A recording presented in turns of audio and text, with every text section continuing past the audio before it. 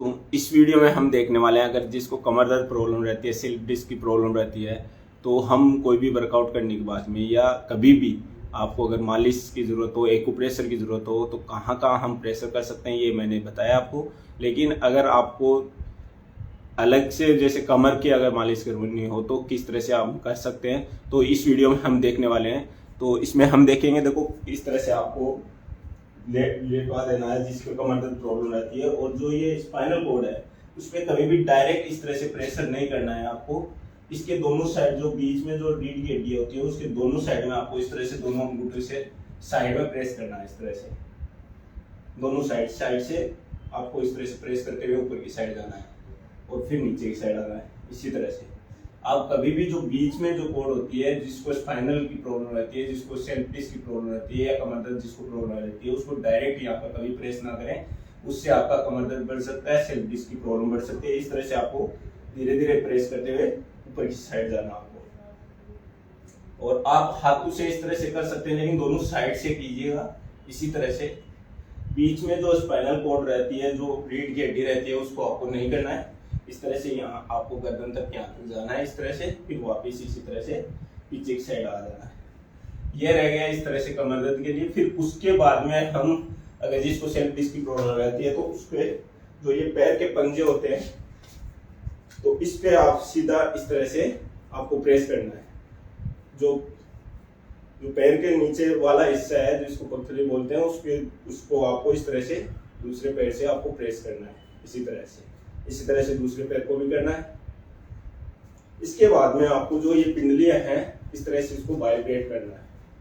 इससे क्या होगा, जो स्पाइनल कॉर्ड जो निकली हुई जो नस होती है, जो पैरों तक आती है, तो वो उसको क्या होगा कि आपका जो वाइब्रेशन से वो नस खुल जाएगी। तो इस तरह से आपको वाइब्रेट करना है दोनों पैरों को, और इस तरह से धीरे धीरे आप दबा सकते हैं उसको। ज़्यादा प्रेस ना करें, क्योंकि अगर ज़्यादा प्रेस करने से कहीं ज़्यादा नस में प्रॉब्लम ना आ जाए, इसलिए आपको ज़्यादा प्रेस नहीं करना। धीरे धीरे आपको प्रेस करना है इस तरह से। फिर इसी तरह से आगे बढ़ते हुए आपको जांघ पे और इसी तरह से कुल्ले पे आपको इस तरह से प्रेस करना है।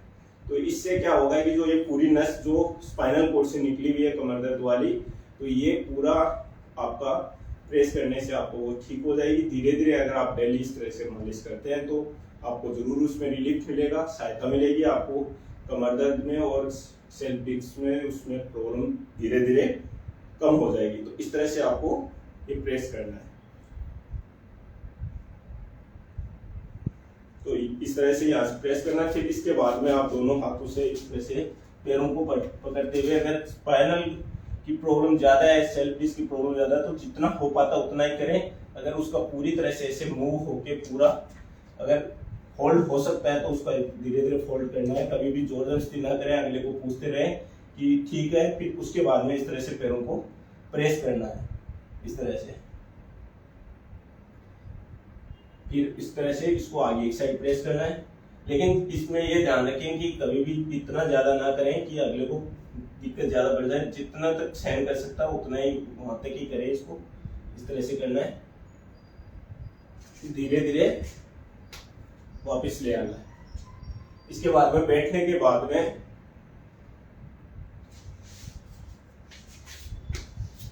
जब इस तरह से बैठ के हम कर सकते हैं, अगर जिससे बैठा जा सकता है तो उसको इस तरह से यहाँ से दबाना है।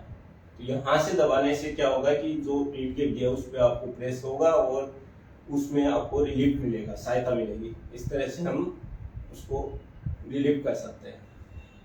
तो ये सारे हम अगर जिसको स्लिप डिस्क की प्रॉब्लम रहती है, कमर दर्द की प्रॉब्लम रहती है, उसको हम इस तरह से दूर कर सकते हैं, उसमें सहायता कर सकते हैं रिलीफ करने में। वो उसका जो कमर दर्द है, वो स्लिप डिस्क की जो प्रॉब्लम है, वो धीरे धीरे कम हो जाएगी।